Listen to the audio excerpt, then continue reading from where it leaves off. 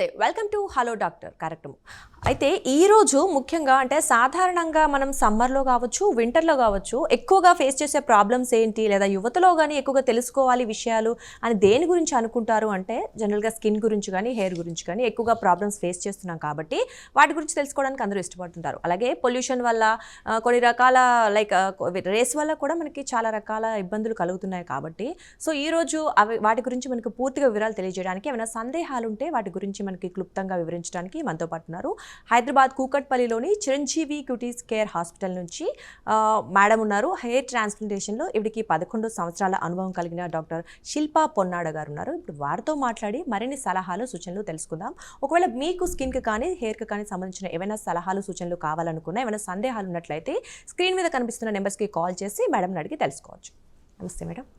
నమస్తే అమ్మ, అందరికీ నమస్కారం. నమస్కారం మేడం. అలాగే ఇప్పుడు మనం ఇంతకుముందు చెప్పుకున్నట్లు ప్రతి ఒక్కళ్ళకి స్కిన్కి హెయిర్కి సంబంధించిన ప్రాబ్లమ్స్ ఈవెన్ యంగ్ జనరేషన్లో కూడా మనం ఎక్కువగా చూస్తున్నాం కాబట్టి సో అసలు ప్రాపర్గా జనరల్ స్కిన్ కేర్ ఎలా ఉండాలి, ఫస్ట్ మనం దాంతో స్టార్ట్ చేద్దాం. అంటే చాలా మందికి తెలియదు అసలు ఎలా మెయింటైన్ చేయాలనేది. సో రెగ్యులర్గా స్కిన్ కేర్ ఎలా మెయింటైన్ చేయాలి ఫస్ట్ చెప్పండి. సో జనరల్గా మనం స్కిన్ గురించి మాట్లాడుకునేటప్పుడు స్కిన్ సెపరేట్ అండ్ హెయిర్ సెపరేట్గా మాట్లాడుకుందాం. సో స్కిన్ వైజ్ వచ్చేటప్పటికి మనకి ఏంటంటే first thing cleansing, moisturizing and sun screening. So sun వల్ల వచ్చే ఎఫెక్ట్స్ చాలా ఎక్కువ ఉంటాయి కాబట్టి మనం ఏంటంటే సన్ స్క్రీన్ అనేది కంపల్సరీ యూజ్ చేసుకోవాలి. అండ్ క్లెన్జింగ్ అంటే కొంతమంది ఏంటంటే ఆయిలీ స్కిన్ ఎక్కువ ఉందని చెప్పి ఓవర్ క్లెన్జింగ్ చేస్తూ ఉంటారు. సో ఓవర్ క్లెన్జింగ్ చేసేటప్పుడు ఏంటంటే స్కిన్ డ్రై అవ్వడం వల్ల స్కిన్ నుంచి ఆయిల్ గ్లాండ్స్కి సిగ్నల్స్ వెళ్తూ ఉంటాయి అన్నమాట.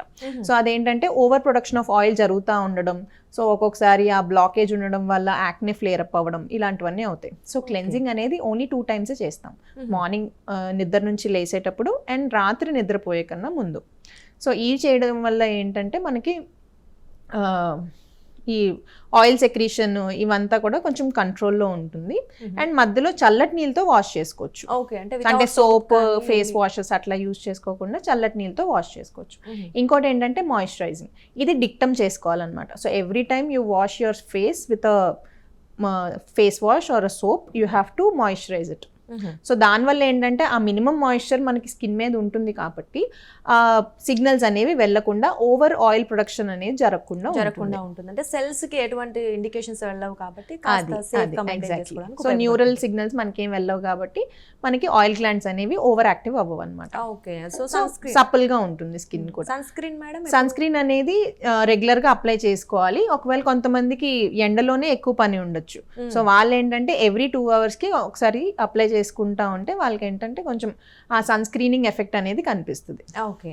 అంటే అలాగే మీరు చెప్పినట్లు మేడం సన్ కి సంబంధించిన అంటే సన్ డ్యామేజ్ ఎక్కువగా చూస్తున్నాం. అంటే సన్ వల్ల యూవీ రేస్ వల్ల సన్ డ్యామేజ్ మనకి ఏంటంటే ఎలా వస్తుంది అంటే జనరల్ గా సన్ రేస్ ఎక్కువ అవ్వడం వల్ల ఎర్లీ ఏజింగ్ సైన్స్ అంటే ఫైన్ లైన్స్ కానీ, రింకిల్స్ కానీ, ట్యానింగ్ కానీ ఇట్లాంటి కాంప్లికేషన్స్ ఎక్కువ వస్తూ ఉంటాయి అన్నమాట. సో ఇవన్నీ కొంచెం కట్ షార్ట్ చేసుకోవడానికి మనం సన్ స్క్రీన్ అనేది అప్లై చేసుకోవడం బెటర్ అనమాట. అలాగే చాలా మందికి మీరు చెప్పినట్లు సన్ వల్ల ఇప్పుడు సన్ స్పాట్స్ అవ్వచ్చు, లేదా కొన్ని టైప్స్ ఆఫ్ అంటే పిగ్మెంటేషన్ కావచ్చు ఉంటుంది కదా. అవును. సో వాటికి మనం అంటే ట్రీట్మెంట్ ఎలా ఉంటుంది మేడం మన దగ్గర? అంటే సో జనరల్ గా అమ్మ depends upon the level of the pigmentation అనమాట. సో కొంతమందికి ఏంటంటే ఆ పిగ్మెంటేషన్ అనేది సూపర్ఫిషియల్గా ఉండొచ్చు, మిడిల్లో ఉండొచ్చు, డెప్త్ కూడా ఉండొచ్చు. సో సూపర్ఫిషియల్గా ఉండే వాటికి క్రీమ్స్ అండ్ అవి యూస్ చేసుకోవచ్చు. కొంచెం మిడిల్ అంటే next 2 layers of skin involve అయినప్పుడు మనం జనరల్గా కెమికల్ పీల్స్ కానీ లేకపోతే సీరమ్స్ కానీ ఇట్లాంటివి మనం సజెస్ట్ చేస్తాం. సో ఒక్కొక్కసారి ఏంటంటే డెప్త్ అనేది ఎక్కువ ఉంటుంది, అంటే హెయిర్ మనకు వచ్చేంత డెప్త్లో ఉండేవి కూడా ఒక్కొక్కసారి మనకి కనిపిస్తూ ఉంటాయి కాబట్టి అలాంటి వాటికి లేజర్ ద్వారా టార్గెట్ చేస్తూ ఉంటాం. ఓకే. అంటే ఫైనల్ సొల్యూషన్ వచ్చేసి మనకి లేజర్ ట్రీట్మెంట్స్ చేస్తాం. అంటే లేజర్ వల్ల కూడా అంటే కంప్లీట్ గా మనం 100% రిమూవ్ చేయగలుగుతామా మేడం? యా, అంటే skin being the largest organ of the body, దానికి మెయింటెనెన్స్ అనేది కావాలి. అండ్ మన ఇంటర్నల్ బాడీ పార్ట్స్ అన్ని ప్రొటెక్ట్ చేసేది కూడా స్కిన్నే. సో అలాంటి డ్యామేజ్ మనకి బయట నుంచి వచ్చినా అది స్కిన్నే మనకి రిఫ్లెక్ట్ చేస్తుంది అనమాట. సో ఆ రిఫ్లెక్ట్ చేసే ఇదిలోని ఒక్కొక్కసారి the damage can happen. So ఆ డ్యామేజ్ని మనం ప్రొటెక్ట్ చేసుకోవడానికి మెయింటెనెన్స్ అనేది కావాలి. ఇప్పుడు కార్లో మనం వెళ్తున్నాము, కార్లో వెళ్ళేటప్పుడు కొంతవరకు మనం డ్రైవ్ చేసిన తర్వాత పెట్రోల్ అయిపోద్ది, అది మెయింటెనెన్స్ వస్తుంది, లేకపోతే ఇంజిన్ ఆయిల్ అయిపోతుంది, అది మెయింటెనెన్స్ వస్తుంది. సో ఇట్ డిపెండ్స్ అపాన్ మనం ఎలా మెయింటైన్ చేసుకుంటాం అన్న దాన్ని బట్టి ఉంటుంది. ఇట్స్ నాట్ లైక్ మిరాకిల్స్ అయితే మనం ఏం చేయలేం, ఇట్స్ జస్ట్ కమిట్మెంట్ అన్నమాట. ఓకే. అలాగే మేడం, లేజర్ ఈ మధ్య కాలంలో ఎక్కువగా వింటూ ఉన్నాం. ఏదైనా పిగ్మెంటేషన్ కావచ్చు, లేదా లేజర్ హెయిర్ రిడక్షన్ కోసం, అంటే ఏదైతే అన్వాంటెడ్ హెయిర్ ఉంటుందో ఎక్కువగా వెళ్తున్నారు లేజర్. అంటే అసలు ఇది లేజర్ ట్రీట్మెంట్ అనేది సేఫేనా, అందరికి వర్తిస్తుంది, అన్ని రకాల స్కిన్ టైప్స్ వాళ్ళకి అది యూజ్ చేయొచ్చా మనం? ఈ టాపిక్ యాక్చువల్లీ మంచి క్వశ్చన్ అడిగారు. సో ఇప్పుడు ఏంటంటే ఎక్కువ మంది లేజర్స్ బయట నుంచి తీసుకోవడం, అంటే క్వాక్స్ దగ్గర నుంచి, సో ఎవరు పడితే వాళ్ళ దగ్గర నుంచి తీసుకున్నప్పుడు దేర్ ఆర్ కండిషన్స్. ఒక్కొక్కసారి మనకి స్కిన్ బర్న్ అవ్వచ్చు, అట్ ద సేమ్ టైం ఆ లేజర్ మనకి వర్కౌట్ అవ్వకపోవచ్చు, లేదంటే అండర్లయింగ్ కాజెస్ అంటే పీసీఓడి ఇట్లాంటి కండిషన్స్ ఉండే వాళ్ళల్లో ఏంటంటే ఇంటర్నల్గా మనకి హార్మోనల్ ఇంబ్యాలెన్స్ ఉంది కాబట్టి మనం ఎంత పైనుంచి చేసినా కూడా హెయిర్ అనేది మళ్ళీ రావచ్చు. సో ఎప్పుడైతే మనం ఒక డర్మటాలజిస్ట్ దగ్గరికి వెళ్ళి మనం ట్రీట్మెంట్ తీసుకుంటామో అలాంటి కండిషన్స్లో ఏమవుతుందంటే ఇంటర్నల్గా ఏమైనా కాజెస్ ఉన్నాయా, లైక్ పీసీఓడి వల్ల ఏమైనా టెస్టోస్టిరాన్ ఎక్కువ ఉందా, లేకపోతే ఇంకేమైనా కండిషన్స్ వల్ల హైపోథైరాయిడిజం ఇలాంటి కండిషన్స్ ఏమైనా ఉండడం వల్ల వాళ్ళకి హెయిర్ గ్రోత్ అనేది ఎక్కువ ఉందా, లేకపోతే జెనెటికల్గానే ఎక్కువ హెయిర్ గ్రోత్ ఉందా, ఈ కండిషన్స్ అన్ని మనం రూల్ అవుట్ చేసుకొని ఆ ఇంటర్నల్గా కూడా ఏమైనా మెడికేషన్ ఏమైనా వాడాల్సి రావచ్చేమో, సో ఆ కండిషన్స్ కూడా మనం ట్రీట్ చేస్తాం అనమాట. సో ఇప్పుడు ఎగ్జాక్ట్లీ, సో మనం we are treating from with in inside. So outside ట్రీట్మెంట్తో పాటు ఇన్సైడ్లో ఏదైతే ప్రాబ్లం ఈ కండిషన్ని క్రియేట్ చేస్తుందో ఆ ప్రాబ్లమ్ని కూడా మనం టార్గెట్ చేస్తున్నాం. సో దీనివల్ల ఏంటంటే రిజల్ట్స్ అనేవి కొంచెం పర్మనెంట్గా అనిపిస్తాయి. పర్మనెంట్. అలాగే మెడికేషన్ కూడా ఉంటుంది ఇది ఎప్పుడైతే మనం లేజర్ చేయించుకుంటుంటాం వాడతాం అమ్మా. ఇప్పుడు పీసీఓడీసే ఉన్నాయి అనుకోండి, వాటికి ఓసీ పిల్స్ కూడా మనం సజెస్ట్ చేసుకుంటాం అనమాట. సో దీనివల్ల ఏంటంటే మీరు పీసీఓడి అన్నారు కదా, సో పీసీఓడి అనే పదం ఈ మధ్య అయితే చాలా మందిలో వింటున్నాం. సరే, దాని మీనింగ్ ఏంటనేది చాలా మందికి తెలియదు, బట్ ఆ వర్డ్ యూజ్ చేస్తుంటాం. అసలు పీసీఓడి అంటే ఏంటి, దానివల్ల ఇప్పుడు స్కిన్ కి కానీ హెయిర్ కి కానీ అసలు ఎలాంటి ప్రాబ్లమ్స్ వస్తూ ఉంటాయి? సో పీసీఓడి అంటే polycystic ovarian disease are syndrome అమ్మ. సో ఇది ఏంటంటే జనరల్ గా మనకి యూట్రస్ పక్కన 2 ఓవరీస్ ఉంటాయి అన్నమాట. సో ఓవరీస్ లో ఏంటంటే ప్రతి నెల మనకి నెలసర్లు వచ్చేటప్పుడు ఒక్కొక్క ఫాలికల్ అనేది సెక్రీట్ అవుతా ఉండిద్ది. ఈ పాలిసిస్టిక్ ఓవేరియన్ డిసీజ్ లో ఏంటంటే మల్టిపుల్ ఫాలికల్స్ ఉంటాయి. సో పాలిసిస్టిక్, సో సిస్టిస్ లాగా ఉంటాయి అనమాట. సో అవి ఉండడం వల్ల ఏంటంటే హార్మోన్ ఇంబ్యాలెన్స్ అనేది జరుగుతూ ఉండిద్ది. సో దానివల్ల ఏంటంటే ఇప్పుడు మగవాళ్ళలో కానీ ఆడవాళ్ళలో కానీ మనకి ఏంటంటే హార్మోన్స్ అనేవి బ్యాలెన్స్డ్గా ఉంటాయి. అంటే మేల్ హార్మోన్స్ ఫీమేల్ హార్మోన్స్ ప్రతి ఒక్కరిలోనే ఉంటుంది. సో ఈ ఇంబ్యాలెన్స్ అనేది జరుగుతున్నప్పుడు ఏంటంటే మగవాళ్ళి ఉండే ఫీచర్స్ అంటే అన్వాంటెడ్ హెయిర్స్ కానీ, లేకపోతే ఈ స్కిన్ థిక్ అయిపోవడం, ఇలాంటి కండిషన్స్ జనరల్గా కనిపిస్తూ ఉంటాయి. సో ఇప్పుడు ఈ మనకి సైకిల్స్ రెగ్యులర్గా రావట్లేదు కాబట్టి ఈ మేల్ హార్మోన్ అనేది కొంచెం పెద్దదైపోతుంది. సో ఈ మేల్ హార్మోన్ యొక్క ఫీచర్స్ ఏంటి, అన్వాంటెడ్ హెయిర్స్. అంటే మగవాళ్ళలో గడ్డం ఎట్లా వస్తుందో అట్లానే ఈ ఆడవాళ్ళలో కూడా గడ్డం వస్తుంది. గడ్డం కానీ మీసం కానీ, లేకపోతే స్కిన్ థిక్గా అయిపోవడం, ఎకాంథోసిస్ అంటారు. సో ఇలా అయిపోవడం, ఈ కండిషన్స్ అన్నీ జనరల్గా ఉంటాయి. సో ఇప్పుడు మన దగ్గరికి వచ్చిన మేము యాక్నే కోసం వచ్చాం కదా, మాకు ఎందుకు పొట్ట స్కాన్ రాస్తున్నారు మీరు అని అడిగే వాళ్ళు కూడా ఉంటారు. సో మెయిన్ రీజన్ ఇది ఉంటుందన్నమాట.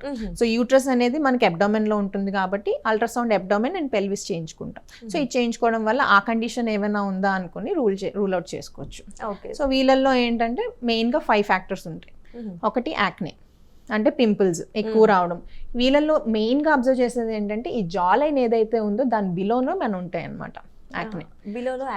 సో మనకు జనరల్ గా యాక్నే వచ్చేవి మనకి సైకిల్స్ అటు ఇటు ఉన్నప్పుడు ఒక్కొక్కసారి acne 1 or 2 acne okay common. So ఎప్పుడైతే మనకి జా లైన్ కింద మనకి యాక్నే వస్తుంది అనుకుంటే that is a red flag అనమాట. సో అలాంటి కండిషన్స్ ఉన్నప్పుడు ఏంటంటే కంపల్సరీగా మనం ఒక స్కాన్ అనేది చేయించుకోవడం, లేకపోతే హార్మోనల్ ఎస్సే అంటే మన బాడీలో హార్మోన్స్ ఏ లెవెల్స్లో ఉన్నాయి, ఏమైనా ఫ్లక్చుయేషన్స్ ఉన్నాయా, ఇట్లాంటివన్నీ చూసుకోవాల్సి ఉంటుంది. సో ఇవి చేయడంతో పాటు ఒక్కొక్కసారి హెయిర్ లైన్ అనేది వెనక్కి వెళ్ళిపోతూ ఉండిద్ది. అంటే ఇప్పుడు మేల్ ప్యాటర్న్ ఎలా ఉంటుంది, ఒక ఎం షేప్లో వస్తుంది, బాల్డ్నెస్ ఉంటుంది, ఫోర్ హెడ్ కొంచెం పెద్దదైపోవడం, ఇవన్నీ అబ్జర్వ్ చేస్తూ ఉంటారు. వీటితో పాటు వెయిట్ అనేది ఎక్కువ పుట్ ఆన్ చేస్తూ ఉంటారు అన్నమాట. సో ఇందులో మెయిన్గా ప్రొజెస్ట్రాన్ డెఫిషియన్సీ ఉంటుంది కాబట్టి సో వీళ్ళల్లో ఏంటంటే మెయిన్గా వాటర్ రిటెన్షన్ వల్ల వెయిట్ పుట్ ఆన్ చేసినట్టు కనిపిస్తూ ఉంటారు. సో ఎప్పుడైతే వెయిట్ పెరుగుతుందో మనకి ఇన్సులిన్ రెసిస్టెన్స్ అనేది కూడా వస్తుంది. సో పీసీఓడి ఉండే వాళ్ళల్లోని 50 to 70% ఆఫ్ డయాబెటీస్ వచ్చే ఛాన్సెస్ ఎక్కువ ఉంటాయి. సో షుగర్ వ్యాధి రావడానికి కూడా ఛాన్సెస్ ఎక్కువ ఉంటాయి. సో ఇందులో వీళ్ళకి మెయిన్గా మనం చెప్పేది ఏంటంటే weight should be under control and hormones కూడా మనం బ్యాలెన్స్ చేయించుకోవడం. సో ఇది మనం జనరల్ గా ట్రీట్మెంట్ ఇది ఇచ్చుకుంటా వాళ్ళకి ఏదైతే ప్రాబ్లం ఉందో ఆ ప్రాబ్లమ్ కి మనం సొల్యూషన్ అనేది ఇస్తాము. అంటే మేడం PCOD ఉంది ఇట్లా మీరు అన్న ఏవైతే టిపికల్ సిచ్యువేషన్స్ ఉన్నాయో వాళ్ళకి కూడా మనం లేజర్ అనేది అంటే అట్ ఏ టైంలో స్టార్ట్ చేయొచ్చా లేదా చేసుకోవచ్చు. అదే నేను చెప్తుంది, ఇప్పుడు లేజర్స్ అనేవి మనకి సెషన్స్ లో అవుతా ఉంటాయి కాబట్టి ప్యారలల్ గా మనం ఇంటర్నల్ ట్రీట్మెంట్ కూడా ఇచ్చుకుంటా ఉంటాం. సో ఇది మనకి కంట్రోల్ అయిపోయేటప్పటికి ఇది అనేది పర్మనెంట్ గా వెళ్ళిపోతుంది. సో 1 by 1 ఒకటొకటి. అండ్ ఇంకోటి మేడం, లేజర్ స్కిన్ అదే మనకి ఫేస్ కే కదా ఎక్కువగా చేయించుకుంటుంటారు, కొంచెం సెన్సిటివ్ స్కిన్ ఉన్న వాళ్ళు ఉంటారు, లైక్ ఏది పడదు వాళ్ళకి. సో అలాంటి వాళ్ళు కూడా లేజర్ ని సజెస్ట్ చేస్తారా మీరు? అంటే వాళ్ళకి ఆబ్వియస్లీ చేస్తామమ్మా. ఇందులో ఏంటంటే మెయిన్ గా మనకి కొంచెం ఫెయిర్గా ఉండే ఇండివిజువల్స్లోని మనకి ఫైన్ హెయిర్స్ అనేవి ఎక్కువ ఉంటాయి అన్నమాట. సో ఫైన్ హెయిర్స్ ఇప్పుడు మనం ఏదైతే లేజర్ చేస్తున్నామో ఆ లేజర్కి మెలనిన్ అంటే మనకి బ్లాక్ కలర్ పిగ్మెంట్ ఇచ్చే ఒక సబ్స్టెన్స్ని మెలనిన్ అంటారు. ఆ మెలనిన్ అనేది తక్కువ ఉంటుంది. అది ఎంత లెవెల్లో ఉంటే మనకి హెయిర్ అనేది అంత థిక్నెస్ లేకపోతే అంత కలర్ అనేది కనిపిస్తూ ఉంటుంది అనమాట. సో ఫైన్ హెయిర్స్లో ఏంటంటే కొంచెం తక్కువ మెలనిన్ ఉండడం వల్ల మనకి లేజర్తో టార్గెట్ చేసే ఒక పిగ్మెంట్ లేదు కాబట్టి అది టార్గెట్ చేయడం కొంచెం కష్టమవుతుంది. సో వీళ్ళకి ఏంటంటే వేరే లేజర్స్ యూజ్ చేసుకొని వాటితోని ఈ ఫైన్ హెయిర్స్ అనేవి రిమూవ్ చేసేస్తాం. సో మెషిన్ తో ఏ ప్రాబ్లం ఉండదు, ఏముండదు. ఏ మెషిన్ అదే అంటున్నాను, ఎలాంటి వాళ్ళు లేజర్ చేస్తున్నారు అన్న దాని మీద డిపెండ్ అయ్యి ఉంటుంది అనమాట. అది ఒక డర్మటాలజిస్ట్ అండర్ లోనే అవుతుందా లేకపోతే క్వాక్స్ ఎవరైనా చేస్తున్నారా, కొంతమంది బ్యూటీ పార్లర్స్ లో కూడా చేయించేసుకుంటారు. So it depends.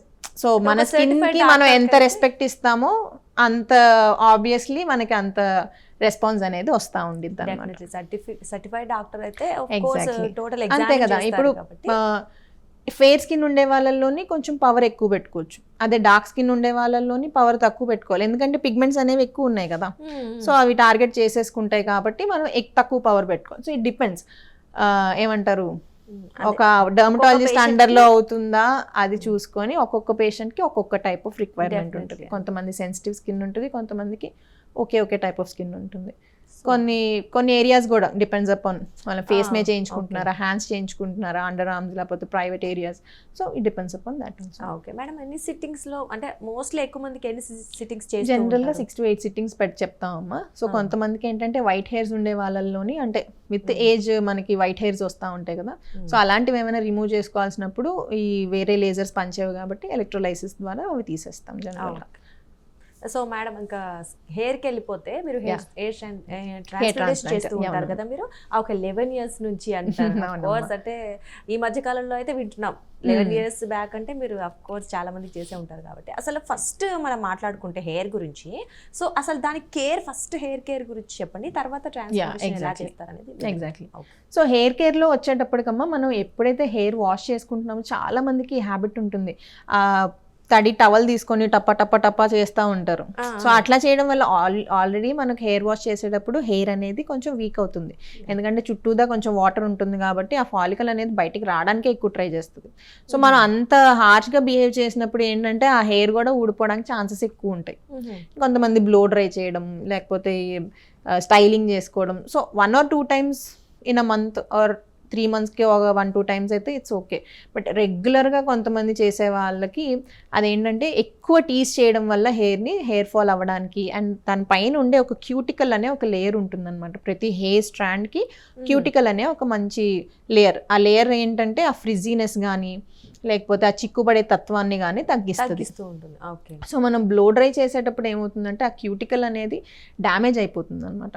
So damage అయినప్పుడు ఏమవుతుంది, ఫ్రిజీనెస్ అనేది రావడం, చిక్కులు పడడం, చిక్కును గట్టిగా లాగినప్పుడు హెయిర్ ఫాలికల్తో పాటు బయటకు వచ్చేయడం, ఇవన్నీ జరుగుతూ ఉంటాయి.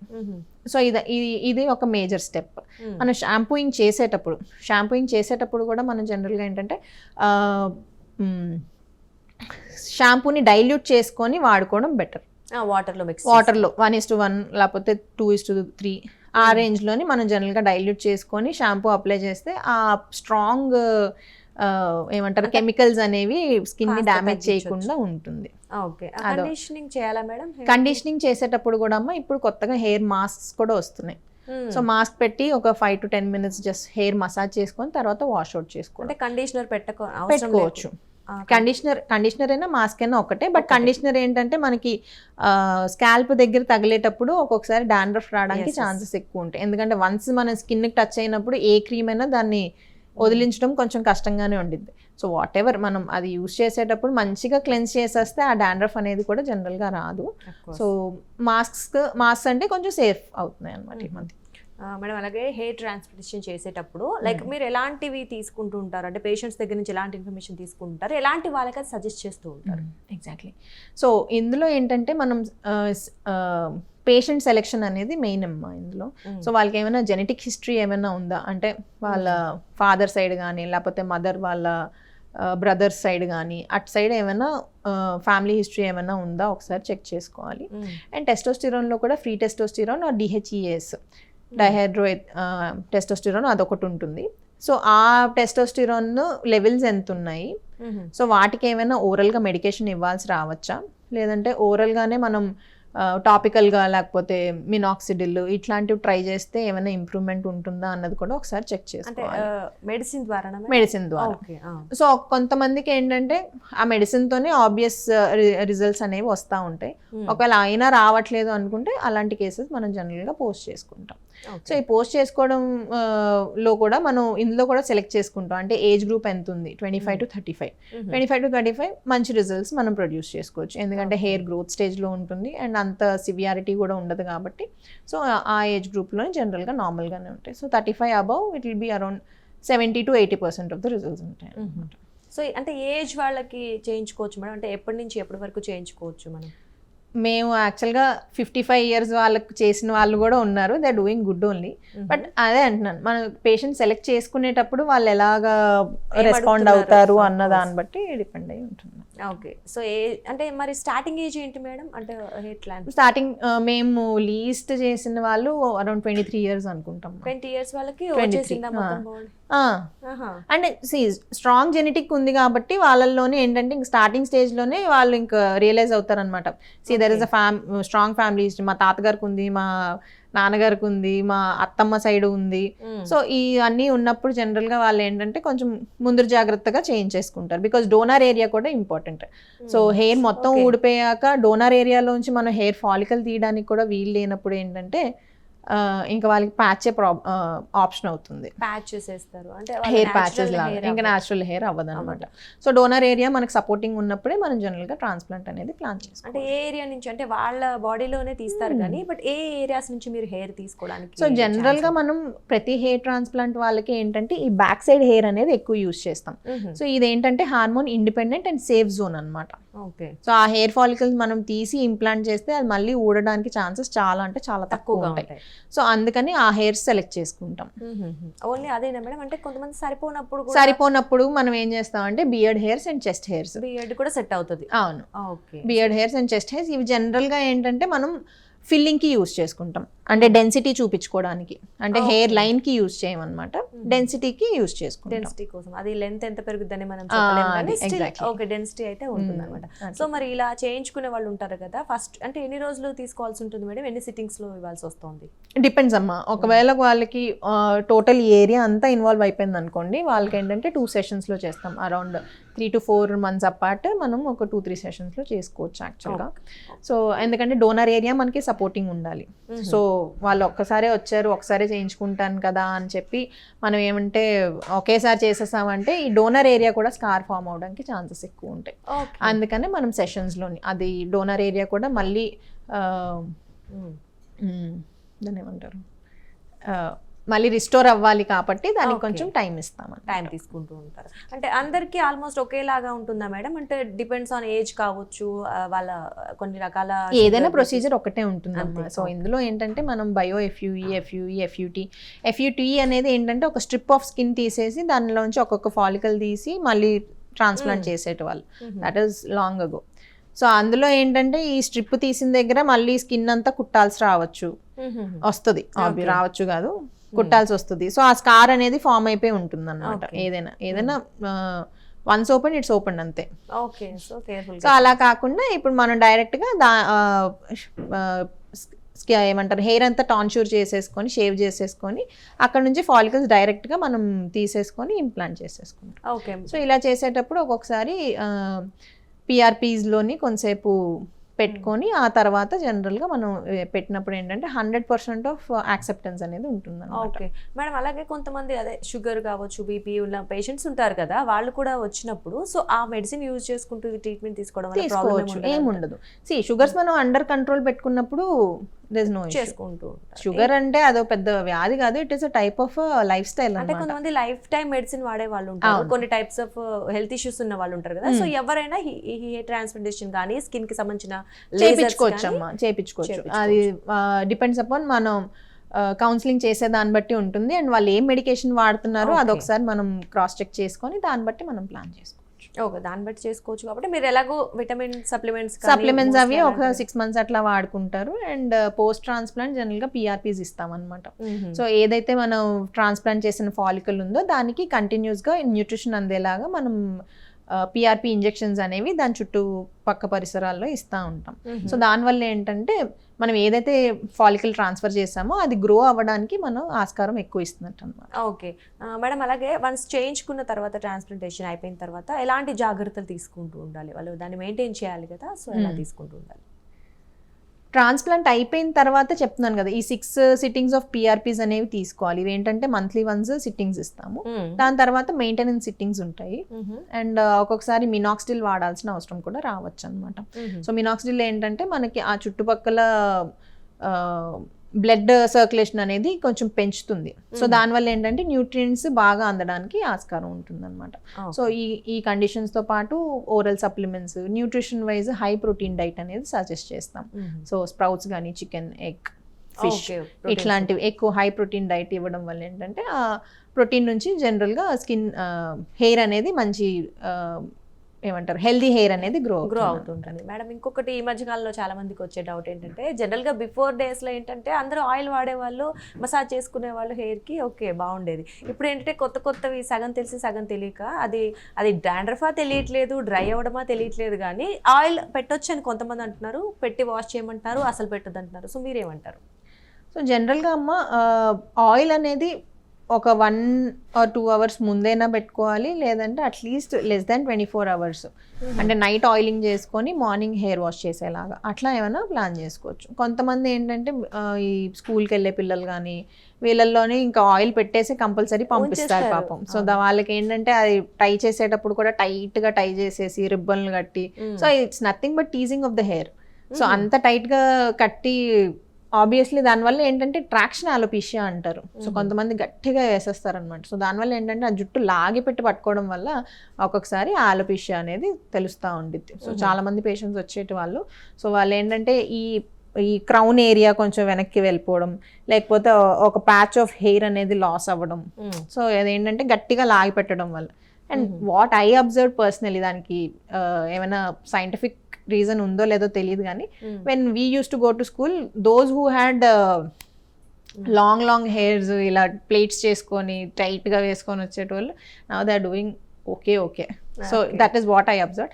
And whoever had the short hairs and all, so వాళ్ళు ఏంటంటే ఇప్పుడు మంచిగా అప్పుడు ఎట్లా ఉన్నారు ఇప్పుడు అట్లనే ఉన్నారు. So that made the difference. So obviously అప్పుడు మరి గట్టిగా వేసుకొని ఆయిల్ రోజు పెట్టుకొని, సో ఈ కండిషన్స్ జనరల్ గా నేను అబ్జర్వ్ చేస్తాను పర్సనల్ గా.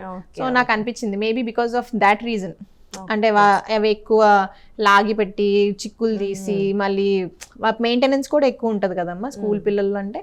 జనరల్ గా వాళ్ళకి కొంచెం లైస్ ఎక్కువ ఉంటాయి. సో దానికోసం ఎక్కువ గట్టిగా దువ్వడం, సో ఇవి చేసే వాళ్ళల్లోని ఇప్పుడు ఏంటంటే హెయిర్స్ అనేవి నేను లైక్ మా పియర్స్ ఇప్పుడు ఉంటారు కదా, సో వాళ్ళు చూసినప్పుడు నాకు అనిపిస్తూ ఉండేది maybe they tease the hair very badly.